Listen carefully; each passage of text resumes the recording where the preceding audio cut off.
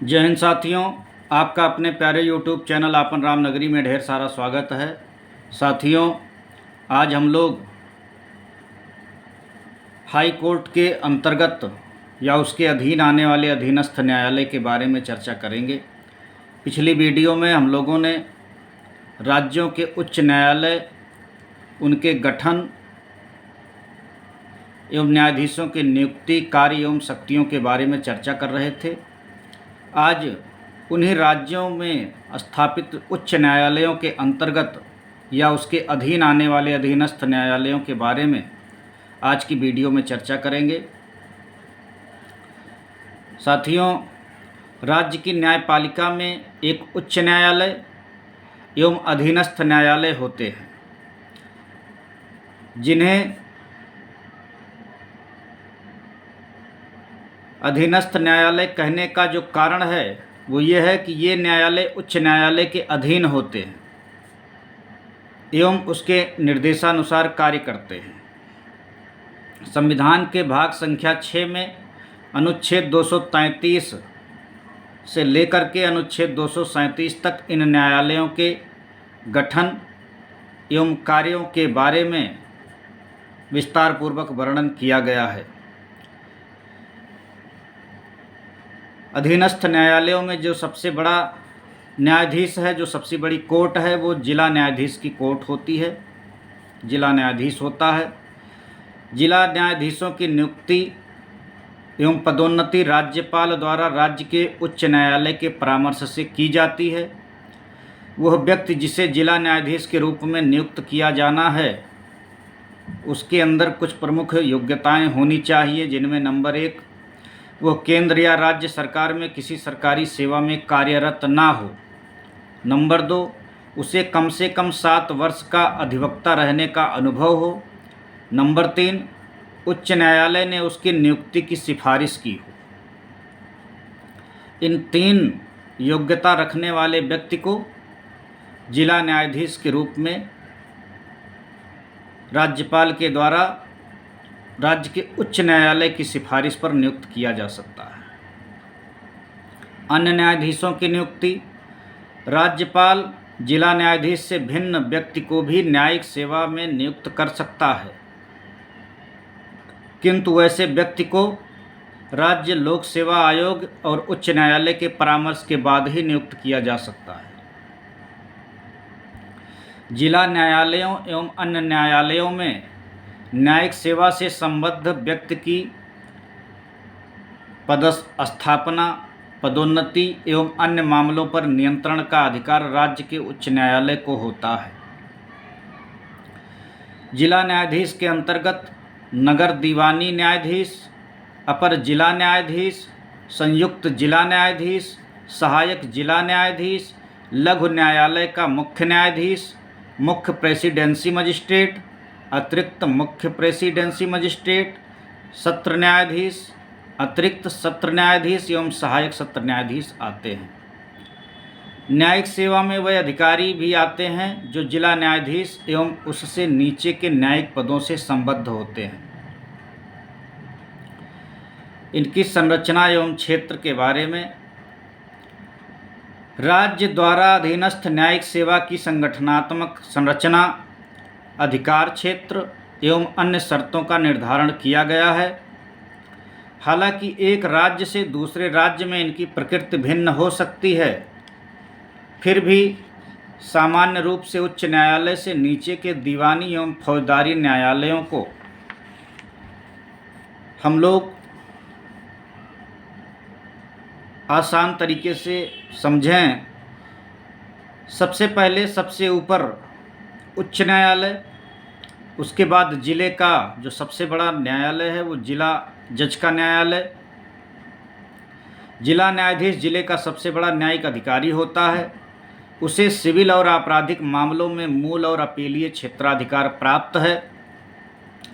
दूसरे शब्दों में जिला न्यायाधीश सत्र न्यायाधीश भी होता है। जब वह दीवानी मामलों की सुनवाई करता है तो उसे जिला न्यायाधीश कहा जाता है, तथा जब वह फौजदारी मामलों की सुनवाई करता है तो उसे सत्र न्यायाधीश कहा जाता है। जिला न्यायाधीश के पास न्यायिक एवं प्रशासनिक दोनों प्रकार की शक्तियां होती हैं। उसके पास जिले के अन्य सभी अधीनस्थ न्यायालयों का निरीक्षण करने की शक्ति प्राप्त होती है। उसके फैसले के विरुद्ध उच्च न्यायालय में अपील की जा सकती है। जिला न्यायाधीश को किसी अपराधी को उम्र कैद से लेकर मृत्यु दंड देने तक का अधिकार प्राप्त होता है। हालांकि उसके द्वारा दिए गए मृत्यु दंड पर तभी अमल किया जाता है जब राज्य का उच्च न्यायालय उसका अनुमोदन कर दे। जिला एवं सत्र न्यायाधीश से नीचे दीवानी मामलों के लिए अधीनस्थ न्यायाधीश का न्यायालय तथा फौजदारी मामलों के लिए मुख्य न्यायिक दंडाधिकारी का न्यायालय होता है। अधीनस्थ न्यायाधीश को दीवानी याचिका, सिविल सूट के संबंध में अत्यंत व्यापक शक्तियां प्राप्त होती हैं। मुख्य न्यायिक दंडाधिकारी फौजदारी मामले की सुनवाई करता है तथा 7 वर्ष तक के कारावास की सजा दे सकता है। सबसे निचले स्तर पर दीवानी मामलों के लिए मुंसिफ न्यायाधीश का न्यायालय तथा फौजदारी मामलों के लिए सत्र न्यायाधीश का न्यायालय होता है। मुंसिफ न्यायाधीश का सीमित कार्यक्षेत्र होता है तथा वह छोटे दीवानी मामलों पर निर्णय देता है। सत्र न्यायाधीश ऐसे फौजदारी मामलों की सुनवाई करता है जिसमें 3 वर्ष के कारावास की सजा दी जा सकती है। राष्ट्रीय कानूनी सेवा प्राधिकरण, ये बहुत ही जरूरी और महत्वपूर्ण चीज़ है, इसको आप लोग ध्यान से सुनिएगा। भारत के संविधान का अनुच्छेद 39A समाज के कमज़ोर वर्गों के लिए निःशुल्क कानूनी सहायता का प्रावधान करता है और सबके लिए न्याय सुनिश्चित करता है। संविधान के अनुच्छेद 14 एवं 22(1) राज्य के लिए यह बाध्यकारी बनाते हैं कि वह कानून के समक्ष समानता सुनिश्चित करने के साथ ही एक ऐसी कानूनी प्रणाली स्थापित करे जो सबके लिए समान अवसर के आधार पर न्याय का संवर्धन करे। 1987 में कानूनी सेवा प्राधिकरण अधिनियम संसद द्वारा अधिनियमित किया गया, जो कि 9 नवंबर 1995 से लागू हुआ, ताकि अवसर की समानता के आधार पर समाज के कमज़ोर वर्गों को मुफ्त एवं सक्षम कानूनी सेवाएं उपलब्ध कराने के लिए राष्ट्रव्यापी एक समान नेटवर्क स्थापित किया जा सके। राष्ट्रीय कानूनी सेवा प्राधिकरण का गठन कानूनी सेवाएं प्राधिकरण अधिनियम 1987 के तहत किया गया है। कानूनी सहायता कार्यक्रमों के अनुश्रवण एवं मूल्यांकन के लिए तथा अधिनियम के उपलब्ध कानूनी वैधानिक सेवाओं के लिए नीतियां एवं कार्यक्रम बनाने के लिए प्रत्येक राज्य में उच्च न्यायालय में एक राज्य कानूनी सेवा प्राधिकरण तथा प्रत्येक उच्च न्यायालय में एक उच्च न्यायालय कानूनी सेवा समिति, high court legal service committee का गठन किया गया है। जिलों एवं तालुकों में जिला कानूनी सेवा प्राधिकरण तथा तालुका कानूनी सेवा प्राधिकरण का गठन किया गया है। इन नीतियों को एवं निर्देशों को प्रभावशाली बनाने के लिए साथ ही लोगों को निःशुल्क कानूनी सहायता तथा राज्यों में लोक अदालतों के संचालन के लिए किया गया है। सर्वोच्च न्यायालय वैधानिक सेवा समिति का गठन कानूनी सहायता कार्यक्रमों के प्रशासन एवं कार्यान्वयन के लिए किया गया है, जहां तक इनका संबंध सर्वोच्च न्यायालय से है।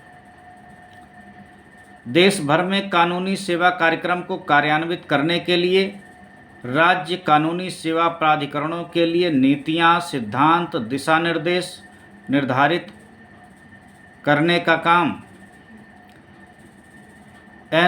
NALSA नालसा के द्वारा किया जाता है तथा प्रभावी एवं सस्ती योजनाएं भी बनाने का काम किया जाता है। मुख्य रूप से राज्य वैधानिक सेवा प्राधिकरणों तथा जिला वैधानिक सेवा प्राधिकरणों, तालुक वैधानिक सेवा प्राधिकरणों आदि को कुछ महत्वपूर्ण कार्य सौंपे गए हैं, जिनमें नंबर 1 ऐसे व्यक्तियों को जो कमज़ोर हैं, अक्षम हैं, लाचार हैं, उनको मुफ्त एवं सक्षम कानूनी सेवाएं उपलब्ध कराना, विवादों के सौहार्दपूर्ण ढंग से निपटारे के लिए लोक अदालतों का आयोजन करना, ग्रामीण क्षेत्रों में कानूनी जागरूकता शिविरों का आयोजन करना, मुफ्त या निःशुल्क कानूनी सेवाओं में जो चीज़ें शामिल हैं उनमें अदालती फ़ीस, प्रोसेसिंग फ़ीस तथा अन्य सभी शुल्कों आदि का भुगतान जो कानूनी कार्यवाहियों में खर्च होते हैं, कानूनी कार्यवाहियों में अधिवक्ता वकील की सेवाएं उपलब्ध कराना, कानूनी कार्यवाहियों से संबंधित आदेशों को प्रभावित प्रतियां तथा अन्य दस्तावेज प्राप्त करना एवं वितरित करना, अपील पेपर बुक आदि की तैयारी जिसमें दस्तावेजों का मुद्रण एवं अनुवाद भी शामिल है। मुफ्त कानूनी सहायता के लिए अर्ह व्यक्तियों में जो शामिल हैं उनमें आएंगे सबसे पहले महिलाएं एवं बच्चे, नंबर 2 अनुसूचित जाति एवं अनुसूचित जनजाति के सदस्य, नंबर 3 औद्योगिक मजदूर, नंबर 4 सामूहिक विपदा, हिंसा, बाढ़, सूखा, भूकंप, औद्योगिक आपदा आदि के शिकार व्यक्ति, नंबर 5 दिव्यांग व्यक्ति, नंबर 6 हिरासत में लिए गए व्यक्ति, नंबर 7 वह व्यक्ति जिनकी वार्षिक आय 1 लाख रुपए से अधिक नहीं है। सर्वोच्च न्यायालय में कानूनी सहायता समिति के लिए यह सीमा 1.25 लाख रुपए है, 1,25,000 रुपये। अगला, मानव तस्करी के शिकार व्यक्ति या भिखारी। यह वो लोग हैं जिन्हें निःशुल्क कानूनी सहायता प्राप्त की जा सकती है। जो राष्ट्रीय कानूनी सेवा प्राधिकरण है उसके द्वारा गरीब, लाचार, बेबस लोगों को, या जिन्हें अभी 8 बिंदुओं के माध्यम से बताया, ऐसे लोगों को निःशुल्क कानूनी सहायता प्रदान करने का काम राष्ट्रीय कानूनी सेवा प्राधिकरण के द्वारा किया जाता है। साथियों, अभी हम लोग अधीनस्थ न्यायालय, जिला न्यायालय एवं उनके अधीन जितनी निचली अदालतें हैं उनके बारे में चर्चा कर रहे थे। उनमें सबसे महत्वपूर्ण जो राष्ट्रीय कानूनी सेवा प्राधिकरण है, इसको आप लोग ध्यान से सुनिएगा, समझिएगा, जानिएगा। वो आपके लिए, अपने लोगों के लिए काम आ सकता है। इस वीडियो में इतनी ही चर्चा करनी थी। आप अपना अनुभव कमेंट बॉक्स में साझा करिएगा। यदि आप चैनल पर नए हैं तो कृपया करके सब्सक्राइब कर लीजिएगा। यदि वीडियो आपको अच्छी लगे तो लाइक करिएगा, कमेंट करिएगा, शेयर करिएगा। बहुत बहुत धन्यवाद।